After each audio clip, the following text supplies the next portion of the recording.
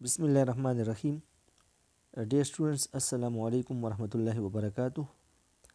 آج آپ لیکچر 20 کو پڑھیں گے اور اس میں 1962 کنسٹیٹیوشن کی ہم بات کریں گے، جس میں آپ اس آئین کے back ground, constitution making process کو اسٹڈی کریں گے اور اس آئین کے جو نمایاں خصوصیات تھے اس کو آپ پڑھیں گے۔ سب سے پہلے ہم بیک گراؤنڈ کی بات کریں تو 7 اکتوبر 1958 کو فوج نے اقتدار سنبھالی اور نتیجے کے طور پر ایوب خان ملک کے پہلے چیف مارشل لا ایڈمنسٹریٹر بن گئے۔ اس وقت فوجی حکومت کی یہ پہلی ذمہ داری تھی، اہم ذمہ داری، کہ وہ ملک کے لیے نیا آئین بنا لے، کیونکہ انتظامیہ اس وقت پارلیمانی نظام پر تنقید کر رہی تھی اور ان کا خیال تھا کہ ماضی میں جو عدم استحکام تھا یہ پارلیمانی نظام کی وجہ سے تھا۔ تو انہوں نے جمہوریت کی بتدریج ارتقاء کے لیے، جمہوریت کی بتدریج ارتقاء میں اس قوم کی استحکام کے حصول کی کوشش کی۔ انہوں نے ملک میں بتدریج جمہوریت کو لایا تاکہ اس سے قوم میں استحکام پیدا ہو، اسٹیبلٹی پیدا ہو۔ اب ہم کنسٹیٹیوشن میکنگ پروسیس کی بات کرتے ہیں تو گورنمنٹ نے اکتوبر 1959 میں بیسک ڈیموکریسیز انٹروڈیوس کیا، بنیادی جمہوریتوں کا نظام انہوں نے متعارف کیا۔ اس نظام کے تحت 40,000 بیسک ڈیموکریٹس، 40,000 کونسلر انہوں نے منتخب کیے، ہر صوبے میں 40,000، تو ٹوٹل 80,000 ہوئے۔ مشرقی پاکستان میں 40,000 کونسلر کا انتخاب ہوا، جن کو اس وقت بیسک ڈیموکریٹس کہا جاتا تھا، اور اسی طرح مغربی پاکستان میں 40,000، تو یہ ٹوٹل 80,000 ہو گئے۔ بعد میں ان کی تعداد کو بڑھایا گیا تھا، 1,20,000 تک پہنچایا گیا تھا۔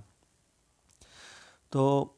ان کا جو بنیادی فنکشن تھا وہ یہ تھا کہ وہ ایز لوکل گورنمنٹ وہ پرفارم کریں گے، بنیادی جو لوکل گورنمنٹ ہے وہاں پہ کام کریں گے، اور اس طرح جو ملک میں ترقیاتی کام ہوتے تھے ان میں ان کا اہم کردار تھا۔ اسی طرح صدر اور قومی اسمبلی کے انتخاب کے لیے وہ بطور الیکٹورل کالج ایکٹ کر رہے تھے۔ اس کا مطلب یہ تھا کہ اس وقت صدر اور قومی اسمبلی کا انتخاب وہ بالواسطہ الیکشن کے ذریعے سے ہوتا تھا، انڈائریکٹ الیکشن کے ذریعے سے۔ آج کل ہم قومی اسمبلی کے لیے جو امیدوار وہ الیکٹ کرتے ہیں تو وہ ڈائریکٹ الیکشن کے ذریعے سے ہوتا ہے۔ اس دوران صدر اور نیشنل اسمبلی کا انتخاب وہ انڈائریکٹ الیکشن کے ذریعے سے ہوتا تھا، اور جو بیسک ڈیموکریٹس تھے وہی ارکان اسمبلی کو منتخب کرتے تھے اور صدر کو منتخب کرتے تھے۔ اچھا، بیسک ڈیموکریسی کا جو الیکشن تھا وہ دسمبر 1959 اور جنوری 1960 کو ہوا تھا، اور اس کے بعد پریزیڈنشل ریفرنڈم ہوا تھا، صدارتی ریفرنڈم، اور اس ریفرنڈم میں جو بی ڈی ممبرس تھے، جو الیکٹڈ بی ڈی ممبرس تھے، وہ ووٹ ڈال سکتے تھے، عام لوگ جو عوام تھے ووٹ نہیں ڈال سکتے تھے۔ اور صدارتی ریفرنڈم یہ فروری 17 1960 کو ہوا تھا۔ پھر اس کے بعد جو ہے نا فروری 1960 میں جو سابق چیف جسٹس تھا، جسٹس شہاب الدین کے سربراہی میں ایک آئینی کمیشن قائم کیا گیا، اور اس کمیشن کا جو افعال تھے، جو ٹاسک تھے ان کو دیے گئے تھے، جو تفویض کردہ کام تھے وہ یہ تھے: نمبر 1 کہ اس کنٹری میں، ملک میں جو پارلیمانی نظام کی ناکامی تھی اس کی وجوہات کیا تھی، ان کی وجوہات کو ایگزامن کرنا، ان کا جائزہ لینا۔ دوسرا، ایک نئے نظام کی سفارش کرنا، اور جب آپ ایک نئے نظام کی سفارش کرتے ہیں، ان کمیشن کو کہا گیا تو آپ ان چیزوں کو مد نظر رکھیں۔ ایک یہ ہے کہ جینیس آف پیپل، لوگوں کی جو فطرت ہے، طبیعت ہے یا ٹیمپرامنٹ ہے، مزاج ہے، اس کو مد نظر رکھیں۔ دوسرا، standard of education in the country, کہ ملک میں جو ایجوکیشن کا جو معیار ہے اس کو مد نظر رکھیں، اور ملک کے اندرونی حالات کو مد نظر رکھے، اور جو ترقی کی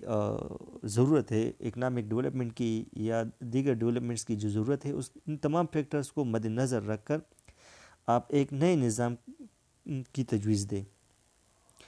تو اس کمیشن نے اپنا رپورٹ 1961 مئی 1961 میں پیش کیا، اور پھر اس رپورٹ پر 2 کمیٹیز نے ان رپورٹس کا جو ہے جائزہ لیا۔ تو ان کمیٹیز کی رپورٹ کے تحت ایک نیا آئین کا مسودہ تیار کیا گیا۔ 8 جون 1962 کو نیا آئین نافذ کیا گیا، اور مارشل لا کا خاتمہ ہوا اور فوجی حکومت کا خاتمہ ہوا، اور جو نیا آئین بنا 1962 کا، یہ 250 آرٹیکلز اور 5 شیڈولز پر مشتمل تھا۔ اس آئین کے جو نمایاں خصوصیات تھی، وہ سب سے پہلا ٹائٹل آف دا اسٹیٹ، تو انہوں نے جمہوریہ پاکستان اس ملک کا نام رکھا۔ پھر عوام نے مطالبہ کیا، تو عوام کے مطالبہ کے بعد انہوں نے آئین میں ترمیم کی اور ملک کا نام رکھا اسلامی جمہوریہ Pakistan, Islamic Republic of Pakistan. اس آئین کے تحت ملک میں صدارتی نظام متعارف کیا گیا۔ ایک طاقتور صدر تھا جس کی ذمہ داری تھی اسٹیٹ کے افیئرس کو اور ایڈمنسٹریشن کو کنٹرول کرنا، یعنی وہ اس ملک کے انتظام اور امور کا ذمہ دار تھا۔ اور آئین کے تحت اسے مسلمان ہونا چاہیے تھا، اور کم سے کم اس کی عمر 40 سال ہونی چاہیے تھی، اور وہ قومی اسمبلی کا رکن بننے کا اہل ہو۔ اسی طرح انڈائریکٹ الیکشن کے ذریعے سے ان کا انتخاب تھا 5 سال کی مدت کے لیے، اور جو الیکٹورل کالج تھا، یعنی بیسک ڈیموکریٹس تھے، وہ صدر کا انتخاب کرتے تھے۔ اب اس کا انتخاب صرف 2 ٹرمز کے لیے ہوتا تھا، یعنی 10 سال کے لیے اس کا انتخاب ہو سکتا تھا، 2 ٹرم سے زیادہ ان کا انتخاب نہیں ہونا تھا۔ اگر اس نے 8 سال سے زیادہ وقت گزارا ہو آفس میں اور وہ بطور صدر رہا ہو، اگر وہ دوبارہ چاہتے ہیں کہ میں دوبارہ الیکٹ ہوں بطور صدر، تو اس کے لیے سب سے پہلے اس نے صوبائی اسمبلی اور قومی اسمبلیوں سے اپروول لینا تھی۔ اگر اس قومی اسمبلی اور صوبائی اسمبلیاں اس کو اپروو کرتا، تو اس کے بعد صدر جو ہے نا وہ ری الیکٹ ہو سکتا تھا۔ اچھا، نیشنل اسمبلی کے پاس یہ اختیار تھی کہ وہ صدر کا مواخذہ کرے، اور مواخذہ کا مطلب یہ ہے کہ صدر کو اپنے آفس سے ہٹا لے، عہدے سے ہٹا لے، لیکن یہ مشکل پروسیس تھا اور it was difficult to achieve, کیونکہ صدر قومی اسمبلی کو برخاست کر سکتا تھا، تحلیل کر سکتا تھا، لیکن اس صورت میں جب ایک صدر اسمبلی کو برخاست کرے تو آئین کے تحت اس نے دوبارہ ری الیکٹ ہونا تھا۔ تو جب نئی اسمبلی بنے گی تو اس کے ساتھ ساتھ ایک دوبارہ الیکشن ہوگا، اور اسی الیکشن کی مدد سے صدر ری الیکٹ ہوگا۔ تو یہ شرط اسی وجہ سے یہ چیز مشکل بنائی گئی تھی کہ صدر اسمبلی کو تحلیل کرے، کیونکہ اگر وہ اسمبلی کو تحلیل کر لیتا تو اس کے لیے یہ شرط تھا کہ وہ دوبارہ اس کا ری الیکشن ہوتا، اور اب یہ مشکل تھا، یہ رسک تھا کہ آیا وہ دوبارہ منتخب ہو جائے گا یا نہیں۔ تو اسی وجہ سے صدر کے لیے یہ شرط رکھی گئی تاکہ اس جو سسٹم ہو وہ stable who. Powers of the president, تمام جو اختیارات تھے جو کہ قانون سازی کے تھے یا انتظامی اختیارات تھے یا عدالتی اختیارات تھے، اس کا جو فوکل پوائنٹ اور مرکزی نقطہ تھا وہ صدر تھا۔ جو کابینہ تھی وہ صدر کے سامنے جواب دہ تھی، اور صدر تمام جو اہم تعینات وہ صدر کرتا تھا۔ مثال کے طور پر چیف آف آرمی اسٹاف کا انتخاب کرنا تھا، وہ صدر ہی کرتا تھا۔ اسی طرح ہائی کورٹس اور سپریم کورٹ کے چیف جسٹس اور جسٹس کا انتخاب وہ صدر کرتا تھا، دیگر جو اہم تعینات تھی وہ صدر ہی کرتے تھے۔ اسی طرح وہ آرڈیننس بھی جاری کرتے تھے، اور اسی طرح ملک میں وہ ایمرجنسی بھی ڈکلیئر کر سکتے تھے۔ نیشنل اسمبلی دونوں ملک کے دونوں حصوں کے درمیان برابری کی اصول کی بنیاد پر قومی اسمبلی وہ ایک ہی ایوان پر مشتمل تھی۔ یہ 3 چیزیں ایک ہی جملے میں ہے۔ اس کا مطلب یہ ہے کہ سب سے پہلا پوائنٹ یہ ہے کہ قومی اسمبلی صرف ایک ایوان پر مشتمل تھا، اس وقت ایوان بالا یعنی سینیٹ نہیں تھا۔ دوسرا، on the basis of principle of parity, وہاں پہ برابری کا اصول تھا، یعنی اس وقت 150 نشستیں تھی قومی اسمبلی میں، تو 75 نشستیں وہ مشرقی پاکستان کے لیے تھے اور 75 مغربی پاکستان کے لیے، تو ملک کے دونوں حصوں کو برابر کیا گیا تھا نمائندگی کے حوالے سے، اور پورے جو نشستیں تھے وہ 150 نشستیں تھی، اور 6 نشستیں خواتین کے لیے مختص کیے گئے تھے، تو ٹوٹل تعداد 156 تھی۔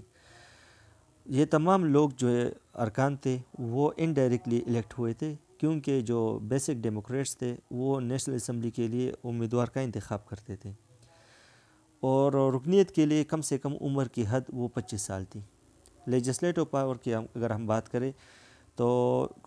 قومی اسمبلی کے پاس تمام اختیارات تھے قانون سازی کے لیے، اور لیکن آخر کار صدر نے اس قانون کی توثیق کرنا تھا، یہ اس کی ذمہ داری تھی۔ صدر اس بل کو اس بل پر دستخط بھی کر سکتا تھا، اس کو مسترد بھی کر سکتا تھا، اور اس بل کو چینجز کے لیے اسمبلی کو ریٹرن بھی کر سکتا تھا، واپس بھی کر سکتا تھا۔ فائنینشیل پاورز، مالی اختیارات، جو مرکز قومی اسمبلی تھی ان کے پاس جو مالی اختیارات تھے وہ محدود تھے، صرف نئے اخراجات پر ووٹ ڈال سکتے تھے، اور نیشنل اسمبلی کے پاس یہ اختیار نہیں تھا کہ وہ کنسولیڈیٹڈ فنڈ لسٹ کو مسترد کرے، ریجیکٹ کرے، یا جو ریکرنگ ایکسپینڈیچر ہوتے ہیں۔ ریکرنگ ایکسپینڈیچر کا مطلب ہے کہ ملک میں ایک پروجیکٹ شروع ہوا ہے اور اس پروجیکٹ کے لیے جو خرچہ آتا ہے وہ ہر سال مطلب اس پہ اخراجات آئیں گے، تو اس خرچے کو وہ ریجیکٹ نہیں کر سکتے، نہ اس میں کمی لا سکتے ہیں۔ تو کنسولیڈیٹ فنڈ لسٹ اور ریکرنگ ایکسپینڈیچر پر وہ ووٹ نہیں ڈال سکتے تھے اور نہ ہی ریجیکٹ کر سکتے تھے۔ فیڈرلزم کی اگر ہم بات کریں تو اس دوران فیڈریشن میں 2 صوبے تھے، ایک مشرقی پاکستان، دوسرا مغربی پاکستان، اور صرف ایک ہی لسٹ تھا، سینٹرل لسٹ۔ تو اس دوران جو ہے نا وہ پروونشل لسٹ نہیں تھا اور نہ ہی کنکرنٹ لسٹ تھا۔ پروونشل گورنمنٹس کی بات کریں تو صوبے کا سربراہ گورنرز ہوتا تھا، اس کے پاس کافی اختیارات تھے اور وہ اپنی کابینہ کے ساتھ مل کر صوبے پر حکومت کرتے تھے، اور پروونشل گورنمنٹس وہ پریزیڈنٹ کے ڈائریکٹ کنٹرول میں تھے، کیونکہ گورنر کا جو اپائنٹمنٹ تھا وہ صدر ہی کرتا تھا، اور اس وقت جو ہے نا وہ ایک اسٹرانگ سینٹر تھا، اور اس اسٹرانگ سینٹر میں ایک پاورفل پریزیڈنٹ تھا۔ سینٹر کے پاس بھی اختیارات تھے اور پورے ملک میں صدر کے پاس کافی اختیارات تھے، اس میں ایون کہ وہ اسمبلی کو بھی ڈیزالو کر سکتے تھے، حالانکہ پریزیڈنشل سسٹم میں صدر کے پاس یہ اختیار نہیں ہوتا کہ وہ جو ہے نا وہ اسمبلی کو ڈیزالو کریں۔ اس کے پاس کافی اختیارات تھے کہ وہ صوبائی معاملات کو بھی مینیج کرے، اگر ایمرجنسی پاور کی موجودگی میں کی صورت میں، کیونکہ اس کے پاس ہنگامی اختیارات بھی تھے، تو سینٹرل گورنمنٹ ایمرجنسی لگانے کے بعد صوبے کا پر اس کا ڈائریکٹ کنٹرول ہوتا اور صوبائی معاملات کو وہ ڈائریکٹلی مینیج کرتا تھا۔ پرنسپل آف پالیسی، اس میں لکھا گیا تھا کہ پرنسپل آف پالیسی میں کہ قومی یکجہتی کو آبزرو کیا جائے گا،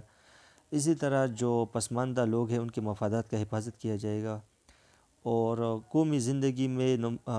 شرکت کے لیے مواقع پیدا کیے جائیں گے، اور لوگوں کی فلاح و بہبود اور تعلیم پر توجہ دی جائے گی، اسی طرح لوگوں کی روزمرہ زندگی میں اسلام کو نافذ کیا جائے گا۔ فنڈامنٹل رائٹس بھی آئین میں مہیا کیے گئے تھے، اور پولیٹیکل پارٹیز آغاز میں اصل میں الاؤڈ نہیں تھے، لیکن بعد میں ایک ایکٹ نافذ کیا گیا، پولیٹیکل پارٹیز ایکٹ، وہ 1962 میں انٹروڈیوس کیا گیا، جس کے بعد پولیٹیکل پارٹیز کو کام کرنے کی اجازت دی گئی۔ اسلامی دفعات، تو آئین میں پریمبل کے طور پر آبجیکٹیو ریزولوشن یعنی قرارداد مقاصد کو شامل کیا گیا، اور کیونکہ قرارداد مقاصد میں لکھا گیا تھا کہ اقتدار اعلیٰ اللہ تعالیٰ کے پاس ہے، اور دیگر اسلامی دفعات وہ پرنسپل آف پالیسی کے حصہ تھے لیکن آئین کا حصہ نہیں تھے۔ Advisory council for Islamic ideology, Islamic provision میں یہ تھا کہ اسلامی آئیڈیالوجی کے لیے ایک مشاورتی کونسل بنائی گئی، تو ایک مشاورتی کونسل کا قیام عمل میں لایا گیا، اور اس کونسل میں 5 سے لے کر 12 ارکان تھے، اور یہ ایک مشاورتی باڈی تھا، یعنی یہ صرف تجویز دے سکتا تھا۔ اسلامک ریسرچ انسٹیٹیوٹ، آئین کے تحت اسلام میں ریسرچ کرنے کے لیے یا ہدایات کے لیے یہ ادارہ وہ ڈیزائن کیا گیا تاکہ مسلمان جو معاشرہ ہے، مسلمان معاشرے کی اسلامی خطوط پر، حقیقی اسلامی خطوط پر تعمیر نو میں مدد کی جا سکے، تو اس مقصد کے لیے انہوں نے اسلامک ریسرچ انسٹیٹیوٹ کا قیام عمل میں لایا۔ جو آئین تھا وہ 8 جون 1962 سے لے کر 25 مارچ 1969 تک نافذ رہا اس ملک میں، پھر اس کے بعد دوسرا مارشل لا لگا،